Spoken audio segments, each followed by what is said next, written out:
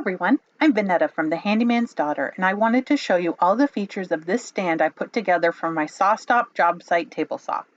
This video doesn't cover the entire build process, but you can get the plans to make your own over on my website with the link below. The stand that comes with this saw is big and bulky and wastes a lot of space in my small workshop.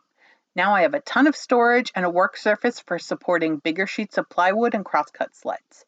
I've also improved the dust collection with a sliding tray under the saw to catch sawdust that falls through the bottom.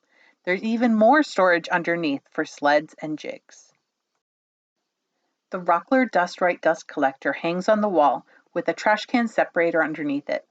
This wide junction allows me to switch the flow from the miter saw to the expandable hose with a quick connect handle that can hook up to all the other tools in the shop. It attaches to the port on the side of the stand, and then at the end of the day, I can just pull out the tray and suck up all the remaining sawdust. There are a lot of really handy jigs that you can buy or make for the table saw, but most of them require support to the left of the blade. The storage area extends the size of my workspace, and the outfeed on the back lines up perfectly with the miter slots for a smooth transition. To the right of the blade, I still have all the functionality of the original saw. It has just enough room in the back for the fence and extension to move back and forth smoothly. So, if you don't have the space or the budget for a more expensive contractor cabinet table saw, you can get a similar footprint and way more storage with this stand.